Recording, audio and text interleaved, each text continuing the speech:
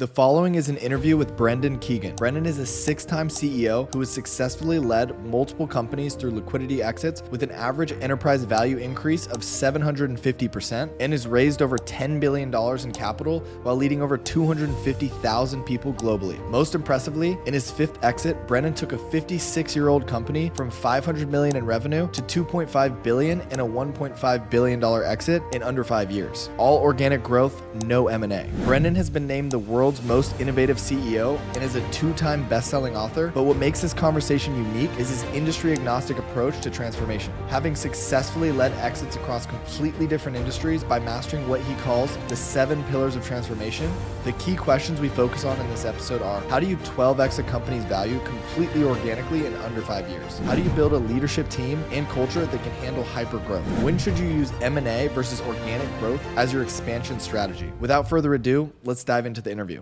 Enjoy.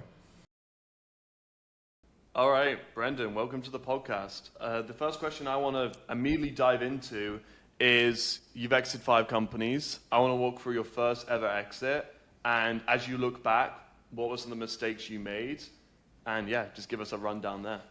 All right. Hey, so the first company I exited was back in 1999 through 2001. I led a company.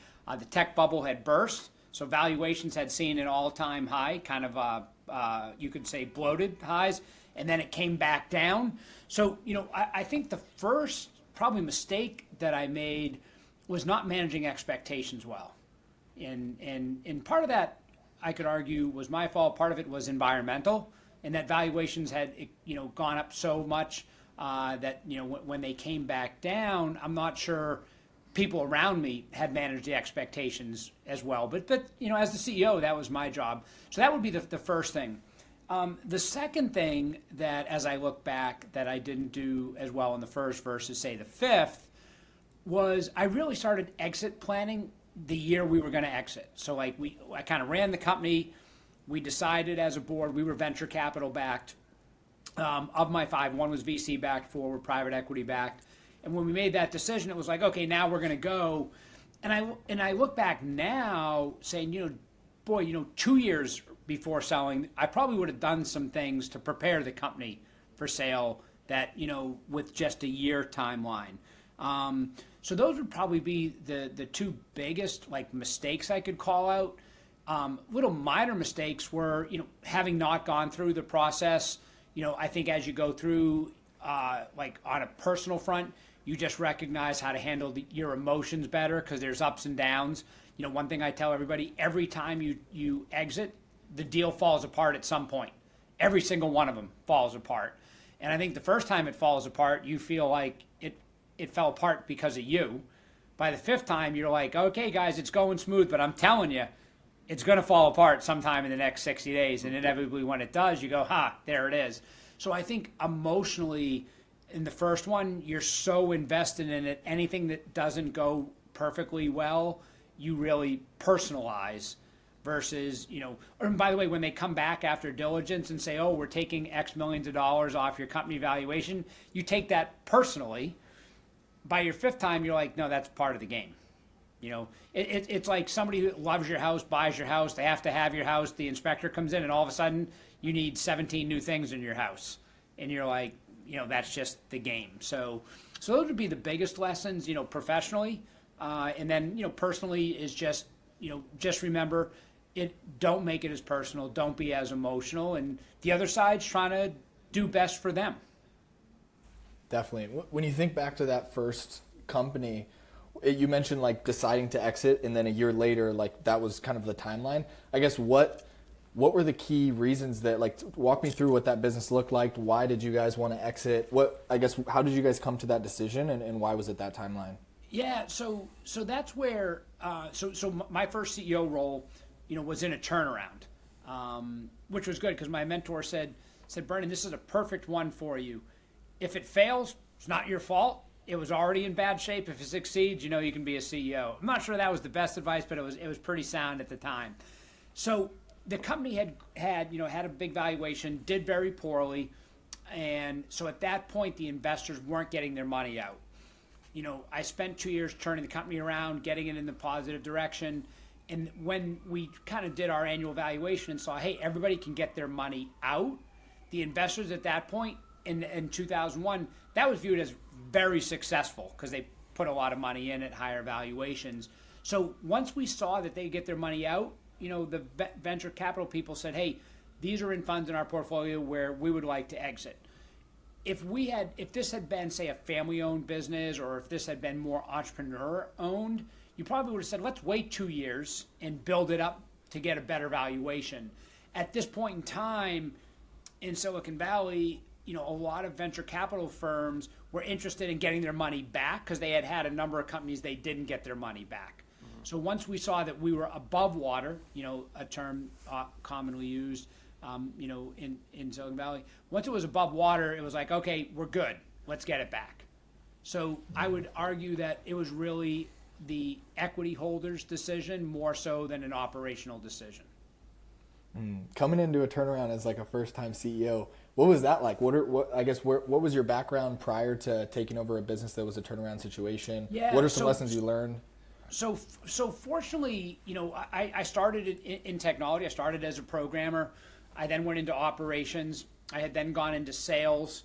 And then I left, and I left a Fortune 100 company and did a startup, and went with a friend who was about 15 years older than me.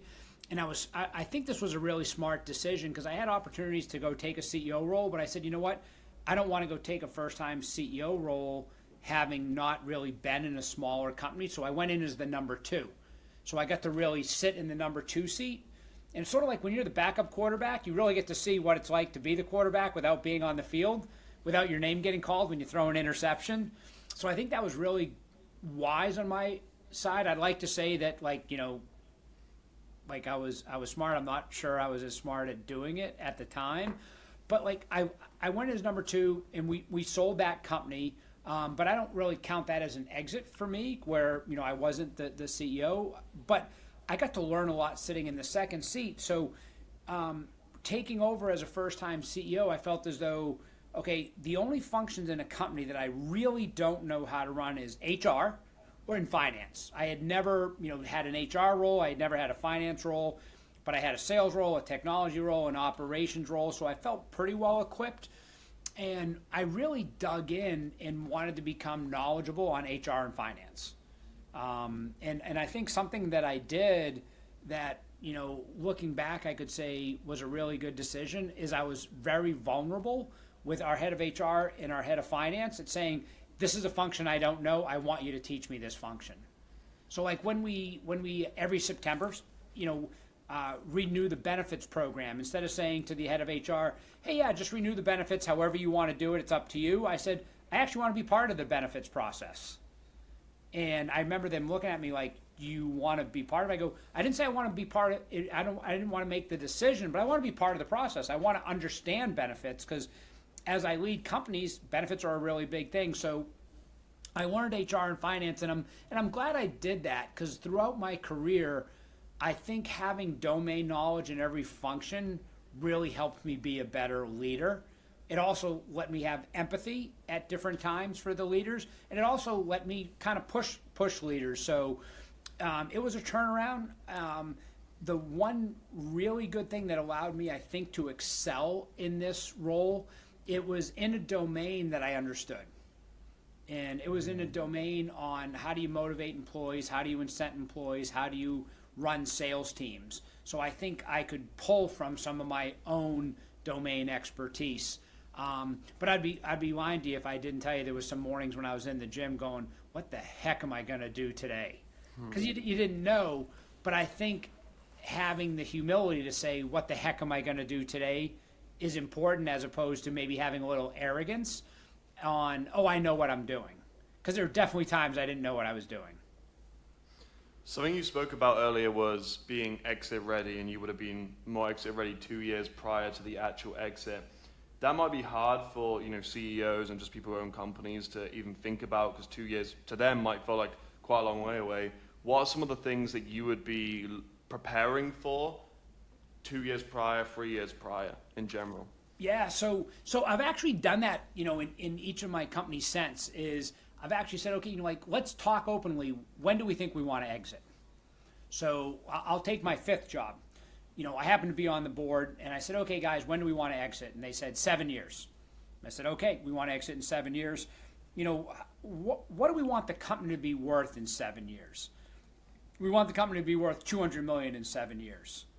And I remember saying, okay, guys, we can do better than that. But having that horizon helps. And do you remember the first thing I said? I didn't manage expectations well. This is now managing expectations. So when I took over this company, I said, okay, it's 2018. You want to sell this company for $200 million in 7 years. And they said, absolutely. And we want to go from 8th in the industry to 7th in the industry.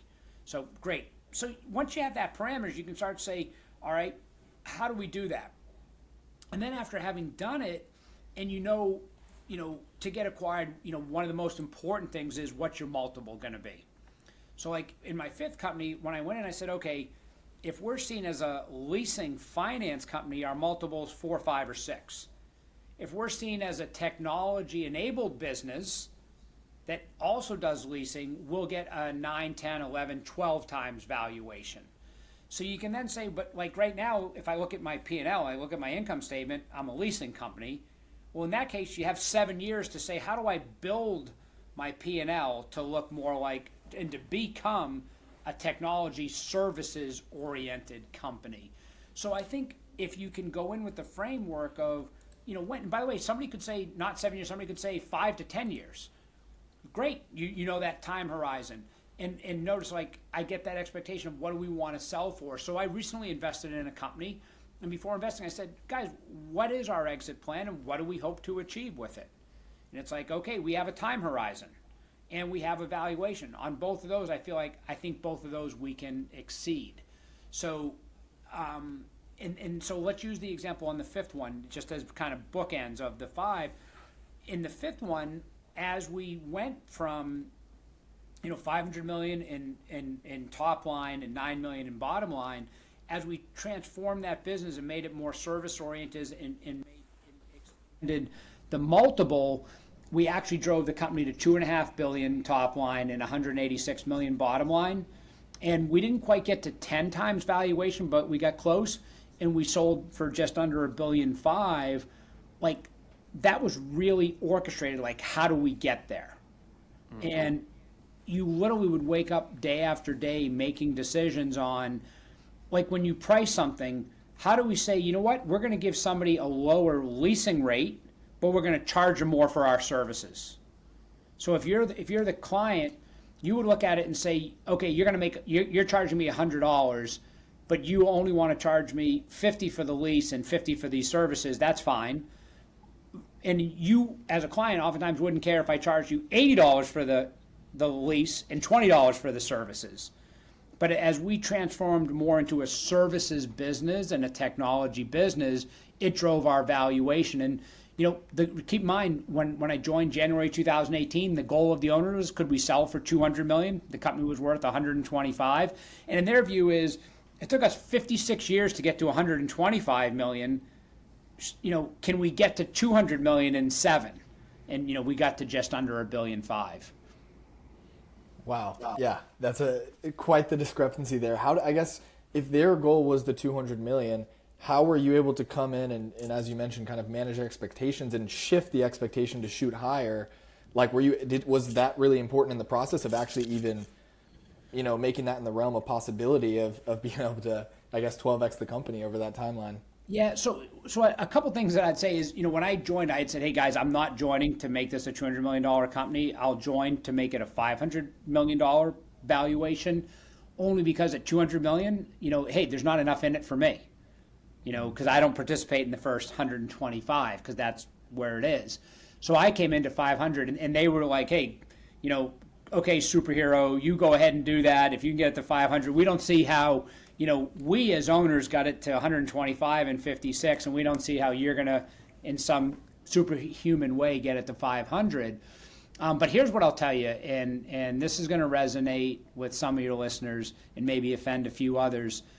When you go to sell, and you sell for over $1.5 billion, everybody gets greedy. No one remembers 200 million. Everyone, all of a sudden, at $1.5 billion, everyone's like, oh wait, I want that last penny. And it's like, hey, wait, you're getting 150 million more than you ever thought personally, or 200 million more. And it's like, right, but I want my like little last penny. And I remember when we formally hired a banker, I gave my team, top 10 things to expect in a sales process. And one of them was, even the nicest person gets greedy when a check's on the table. Because everyone like counts the math their way and wants their dollar. So, it was a great exit. It was my best exit of all of them. But that's how it should go. Each one hopefully is better than the previous one, because you learn, you get smarter, and and now most of my time, actually all my time, is spent on boards, helping CEOs maximize their valuation for exit. That's like, I've been on 2 board calls today, and both board calls have been about how do we maximize our exit for valuation, or how do we maximize our valuation at exit. And when you mentioned you try to learn every single department, is that, because one thing I think is important to mention is the companies that you've operated as a CEO, a lot of them have been in completely different industries, right? And has just learning the principles of every single department of running a company allowed you to be industry agnostic, or is there anything else? Yeah, so a couple things that I think I got right. I talked about some things I got wrong. One thing that I got right was understanding all functions in a company. A second thing that I got right was learning the skill of inquiry. So what I mean by that is I might not know I didn't know the fleet industry when I took over my 5th company, which a few employees reminded me the first day. They didn't know I was walking behind them. They said, why did we hire this guy? He doesn't know the first thing about fleet. As I cruised past him, I go, I don't know why they hired him. And you could have just seen their face drop. But I think by learning good inquiry, like how to ask questions, how to probe, helped me go into different industries. And I was very clear that I wanted an industry agnostic career. And that came from a mentor of mine by the name of John Harris. So thanks, John, for that. And he just said, if you get pigeonholed in one industry, oftentimes, like, you can't get out of it. You can't break out of it. But if you can go across industry, you're going to have more opportunities. But I remember, is my 3rd or 4th company, I think it was my 4th company, they said, Brendan, you don't come from this industry. Why do you think, and when I walked them through, I said, I think I can lead because, leadership is the same in any company, what people are looking for. But I've got a framework, and I wrote about this framework in my book that came out last year. One of my books came out last year, Dare to Disrupt, where I talk about the 7 pillars of transformation. The first pillar being getting leadership right, second, culture, third, people. And I say, if you can get those 3 right, you can arguably go into new industries. You can go into new like at Merchants, we started 8 new companies over the course of my time there. By the way, 2 dramatically failed, 6 succeeded, but 2 dramatically failed. And I think, as you grow in your career and as you mature in your career, your ability to go horizontal becomes better if you are good at inquiry, if you're humble, meaning you're okay not having the answers, but you have a framework or a system by which you're going to use to get results. Interesting. I'd really love to. I read a book recently. It's called Outsiders. I'm not sure if you're familiar with it, but it's about 8 CEOs that outperformed the S&P by tons and tons and tons. And a common theme between every single one of them is they were actually not. They had no experience in the industry that they came in and took over the business. And one of the reasons is they didn't have, I guess you could say, common industry beliefs. So when they came in the business, they had a different perspective. So that's really interesting when you say that. But I'd love to dive into that last exit. Obviously, this is kind of an M&A focused podcast, but I did my research on you, and I know you were able to 12X that business, an established company, with all organically. So I'd love to hear, like, how is that even possible? Like, we've had other CEOs that have built billion-dollar companies like that, and the majority of their strategy was M&A. I'd love, like, how is it even possible to grow a business organically like that? Yeah, so, the first thing we were able to do is say, how do we create like a unique value proposition? So we were 8th in the industry. We competed with, large publicly traded companies, well-known companies. We said, if we compete just like them, we're not going to be able to grow at the rate we want to grow. So we have to compete differently. So in our industry, there was like leasing, like we were in fleet leasing, so you would lease people, a vehicle for 3 years, a pickup to, with Terminex to go kill bugs. And then there were other times when people would rent vehicles for short-term needs. Think of last mile and Q4. I said, there's short-term companies and long-term companies, but nobody does both. There wasn't one company that did both. I said, if we can do both, for instance, when we pursued Terminex, they had 3 different leasing partners. They had 1 for long-term and 2 for short-term. When we pursued Tesla, they had 7 different companies that they used for short and long-term. We said, if we can actually go to them and say, we can do both short and long-term, and we can consolidate, we can actually have savings for them instantly by managing their short and long-term better. So that's what we did. And I still remember our coming out party was winning this one particular large deal.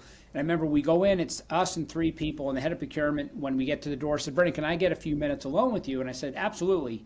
He goes, I want to let you know that I'm advocating for you guys today. And I said, great, but there's a but coming. He goes, yes, we have 5 proposals. We've narrowed it down to 4. Everybody's is very similar. Yours is totally different. Yours is going to save us over $15 million. So as head of procurement, I want to pick you.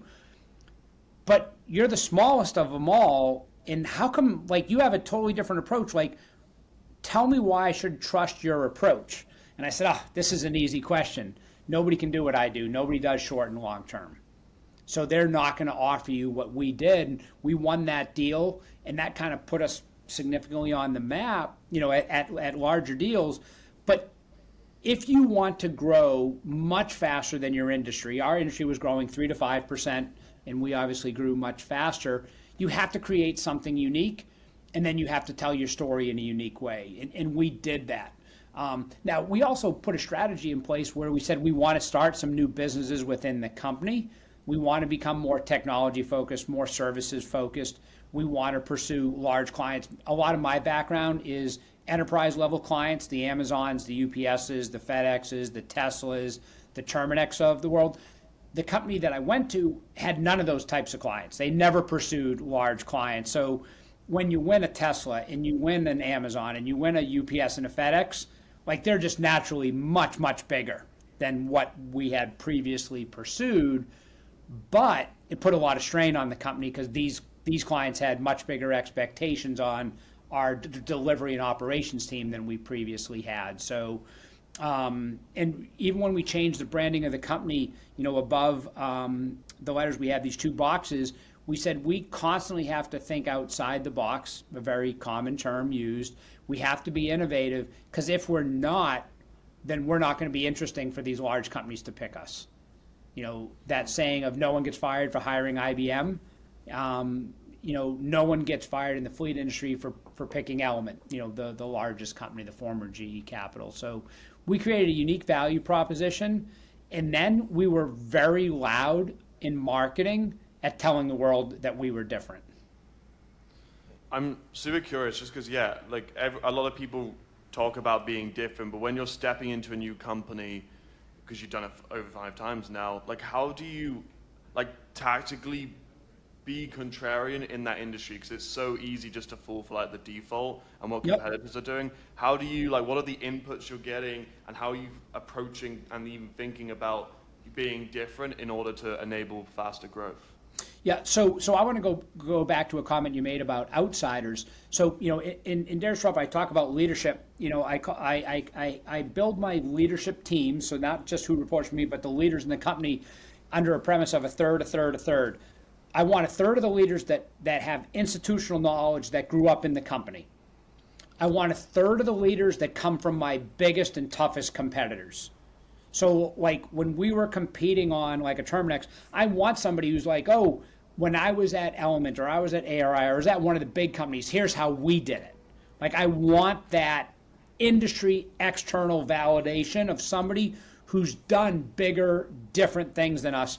And then I wanted a third of the leadership team that didn't come from the industry. Now, what I'll tell you is when you do that, your meetings are longer. They get a little bit spicier. And, one person in the meeting says, here's how we do it. And another person says, oh, that's fine. Here's how we did it at my company, and we were bigger and better than you. And the third person says, I have no idea why you're doing it that way at all. This should be technology enabled, and you guys are both doing it manually. And so bringing that third perspective, was really unique. And I think, but okay, so that's leadership. The next is culture. Having a culture where it's okay for anybody to question anybody. And that sounds like really easy to do. I think that's probably the hardest thing to do, where you can bring somebody in from an outside company that can say to someone who's been at the company for 20 years and is a veteran, I don't see why we're doing it that way. And by the way, then the person who's been there for 20 years, the veteran, has to answer to that person. Has to say, well, here's why. But then the person who's coming from outside the industry can continue that debate and that dialogue and get to a better place. And I think as we did that, we really pushed innovation. And then the third pillar is people. You have to have great people. So we leveled up across the organization. We put training programs in for existing employees, and we just didn't tolerate people that weren't performers. If you didn't perform, you just didn't last. And by the way, there's a lot of people who said, hey, time out. This isn't for me. And I would sit there and go, that's great. Because you're either going to, if it's not for you, you're either going to leave or we're going to hunt you down and we're going to make you leave. Because if you aren't going to want to put in the hours and you're not going to want to be innovative and you're not going to want to change, it's probably not going to work out in the long term. So those are the first three pillars. Leadership that can transform, culture that allows for the transformation, and then high performers that can do it. I want to dig into the culture pillar, because obviously coming into a business that you mentioned, I think it was around for 56 years or something, it's a very established company already. How do you actually go and shift not only the culture of maybe the new leadership team you're building, but all the way down to the boots on the ground? How do you shift an entire culture in an established business that's been around for 50 plus years? Yeah, it's a great question, and I'll tell you, it's going to sound like a cheeky answer: storytelling. And so, first of all, when I came in, I built out the leadership team with a third. The next thing was created a strategy that told a narrative that people could buy into. So I'm going to tell you the narrative that we had at my fifth company. I put up a slide of NASCAR, and I said, okay, guys, let's think about NASCAR. NASCAR, all the cars are stock cars, so they're all similar cars that get slightly modified, and they all go around oval tracks turning left. And I go, does everybody understand that? They're like, yep. I go, that's the fleet industry. That's what everybody does. Everyone has a similar company. They modify it a little bit, and we all go around a track turning left. And at the end of the day, it's who had the best race, who had the best car that day. But generally, we're competing pretty similarly. I said, okay, guys, here's what we want to do. We do not want to build a NASCAR. We do not want to play the NASCAR race. We want to be like F1, where the car is custom built from the ground up. No two cars are the same. And every track, every week is different than the previous track. Totally different. And every one of our clients is totally different. And every one of our clients deserves a unique solution. And we have to custom build this car to and by the way, the car is more powerful, it's faster, it does things that a NASCAR can't do, like short term and long term. And then I actually put a model F1 car at full size in our lobby. And that was the narrative that we said. And we said, okay, guys, we're building an F1 car to be faster, more powerful, and more client-oriented than all the NASCARs that our competitors have. And by the way, at the time, we had 300 people when I got there. We broke the company into 10 teams of 30 people. I happen to be on the McLaren team because I'm a McLaren fan, but people were on the Haas team, those poor people. People were on the Alpine team. Actually, it wasn't Alpine at the time, the Ferrari and everything. And, we gave shirts out. So everyone got invested in this F1 story, but also people could understand, oh, yeah, when we compete we have been competing just like the others, and we've been out in the market just trying to tell them, oh, we have a faster car. It's like, and by the way, I don't know if you have a faster car. It's like, do you have a faster car that week for that client? But really, people bought in. We are trying to build a unique car that nobody else has. And by the way, then when we had the lobby, we had the car in the lobby, my joke used to be, if you really want to change the strategy and culture, your receptionist has to be able to tell a guest when they come in what your strategy and culture is. And so you could have come out and visited me and said to the receptionist, what's this car thing doing here? You guys lease F1 cars? And she would have said, no, we don't lease F1 cars. It really is how we're different as a company. And from your receptionist through your CEO has to understand the strategy and understand how you're different. And then when you bring a prospect in, and when a prospect meets anybody in your company, every single person can articulate how you are different. That was a wonderful explanation. I'd love to get kind of tactical in the weeds a little bit here. Yeah. You mentioned, so obviously a couple pillars, like when you came into this new company, it was about creating a unique value proposition that was different, actually having tailored solutions to each client, building out the leadership team, kind of revolutionizing the culture. From that point, once you've set the strategy, you have the right people, what are you actually doing day to day as a CEO? Like, how are you spending your time, to be able to achieve that growth once those things are kind of in place? Yeah, so it's interesting. Like in year 1 through year 5, you're doing different things. In the first year, you are sitting in every meeting and you're helping make the tactical decisions. How are we going to change our P&L? We charge $5 for this.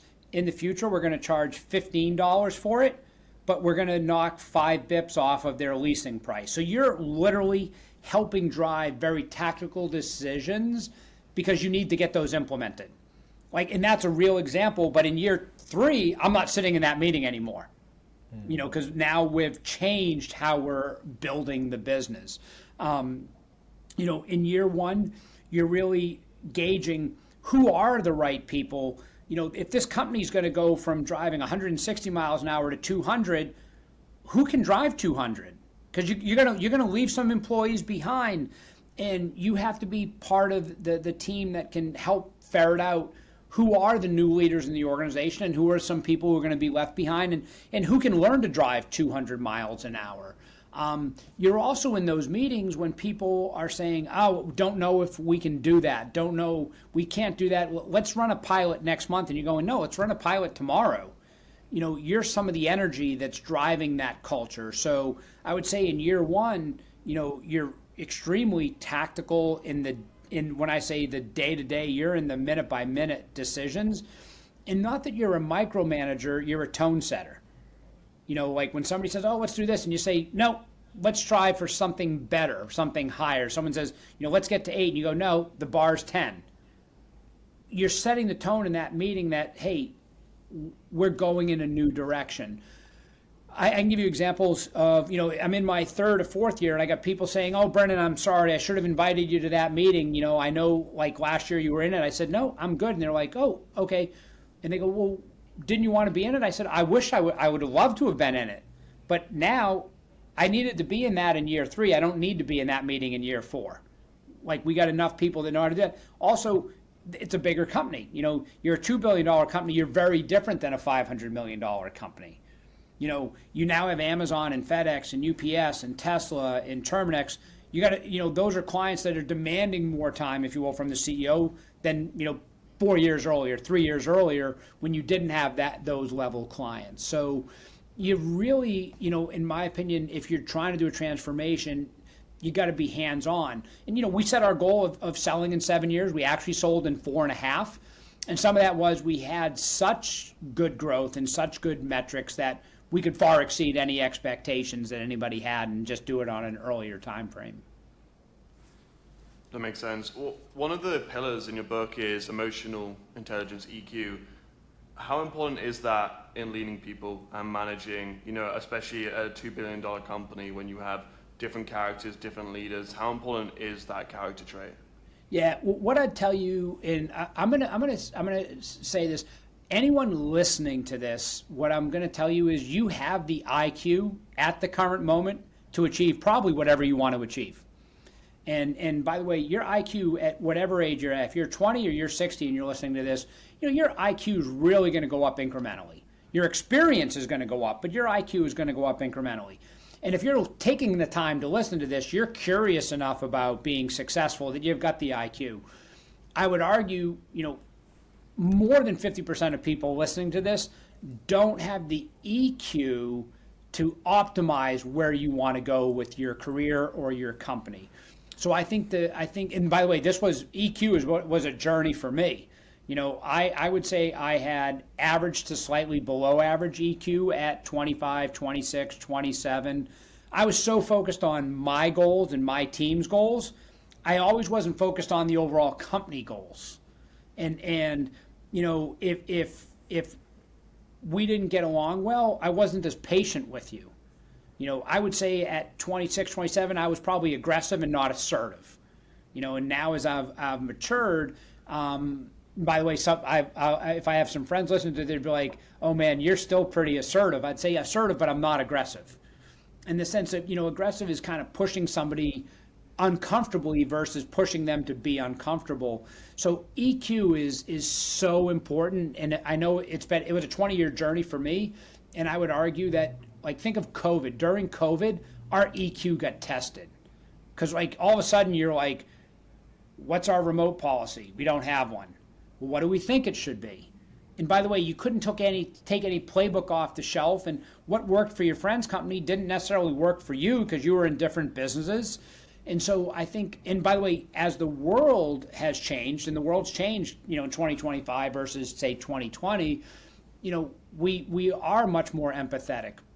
The workforce is coming in with very different expectations than 20 years ago. So I think as you develop your EQ, your ability to relate to everybody, your ability to lead everybody, your patience to lead, and also your impatience to lead at other times, really becomes a differentiator. And I can truly say, from 29 to 49, if you had said, what's the number one, if you had bumped into me when I was 32 and said, Brendan, what's the number one thing you're working on? I would have told you EQ.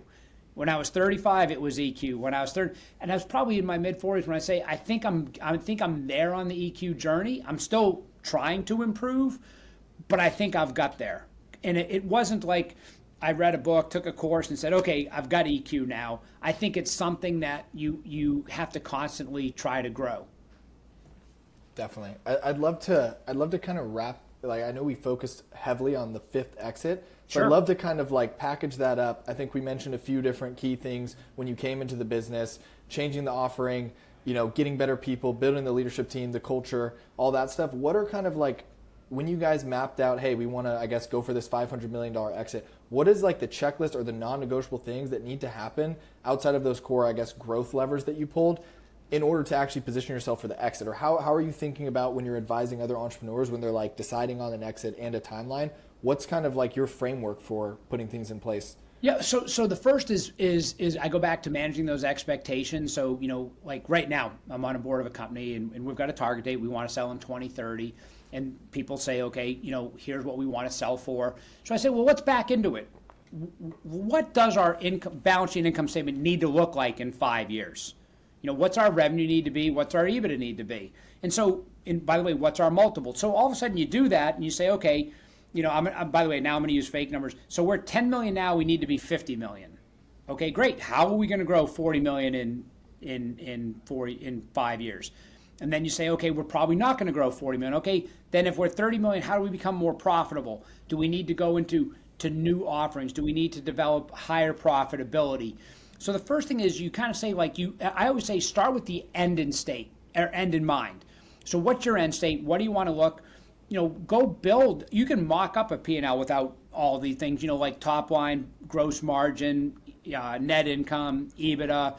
Then say, if we're a 5 multiple now, how do we get to a 7 multiple? And there's so much information out there to find out, is that realistic? So the first thing I'd say is set your expectations of what is your timeline, what does your P&L need to look like?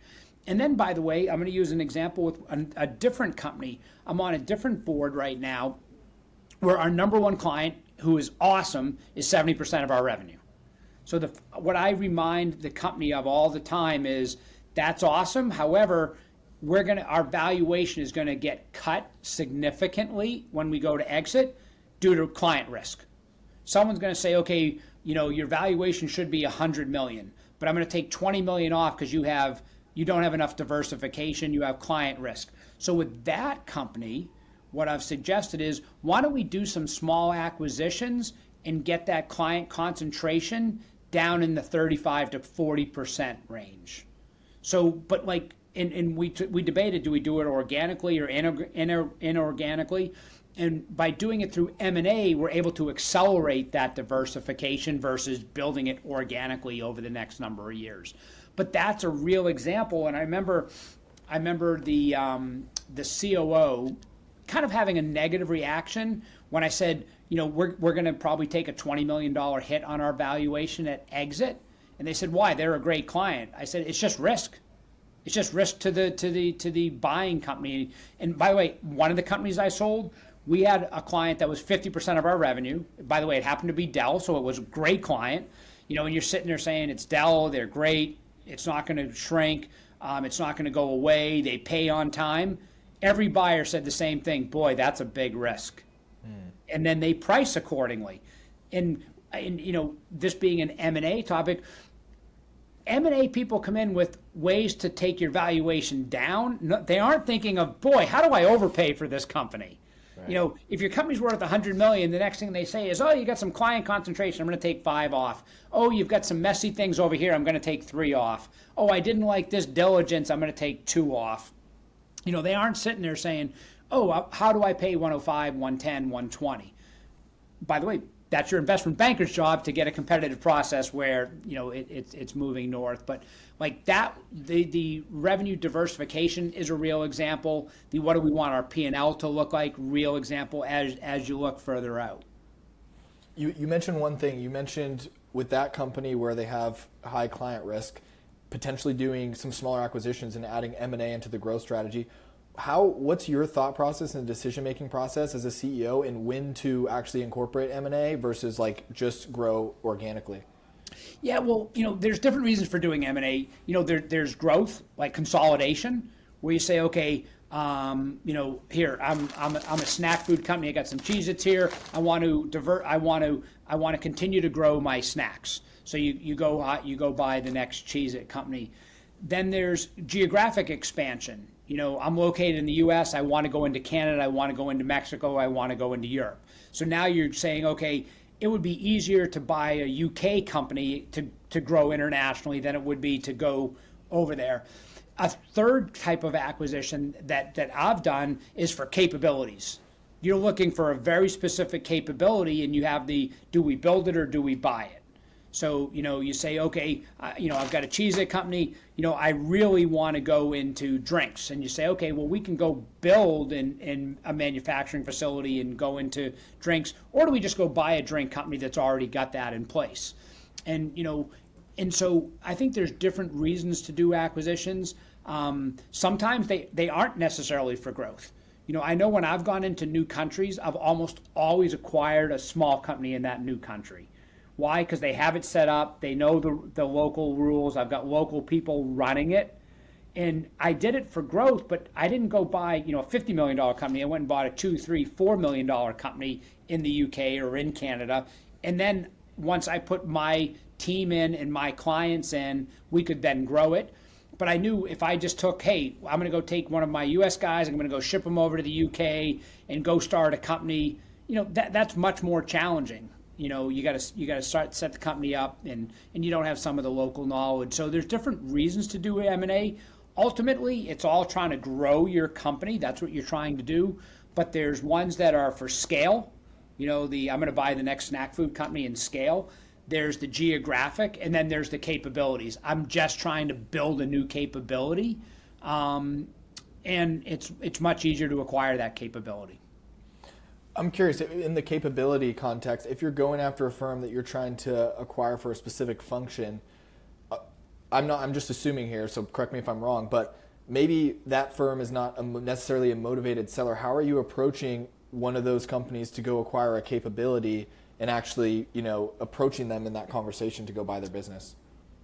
Well, I'll answer it and try to have a little fun with you. I'm going to wear my McLaren race suit and ask them if they want to be in the fastest car in an exciting industry and if they want to go make an impact on the world. I think when you're trying to do something like that, you're trying to convince somebody, why should I be part of something that I necessarily don't want to be a part of? You got to give them a compelling reason. You got to tell them you're doing something great and that they want to be a part of that. When you're bringing somebody in for scale, that's much easier. They get it. They get it that you've got Cheez-Its and now you're going to have, beef jerky. Like, they get it. They get how they're going to fit in. When you're trying to acquire somebody that's a capability and they go, so we're an AI company, we don't want to be part of a fleet company. We don't want to be part of a snack company. You have to give them a reason. Why do we want to become part of that snack company? Why? And you got to show them you're trying to do something great. Or the other way is overpay, which I'm not a big fan of, by the way. Well, Brendan, I think that's a good place to wrap it up. Thank you for coming on. Absolutely. Hey, it's always good to end an M&A podcast by saying overpay, right? Yeah, overpay. Right. That's one strategy. Yeah, no, I know we're coming up on time, but yeah, thank you so much for your time. We appreciate your wisdom, and thanks for joining us. All right. Hey, well, I love what you guys do. I appreciate it. And it's if an entrepreneur is listening and it's your company and you've been working, just remember you get one shot at the exit. Bring in people around you. Take your time. Think about it. Be diligent, and maximize it. You've put a lot of effort, time, sweat equity into it. Do it right. This has been phenomenal. So much tactical value to take away from this. So thank you, Brendan.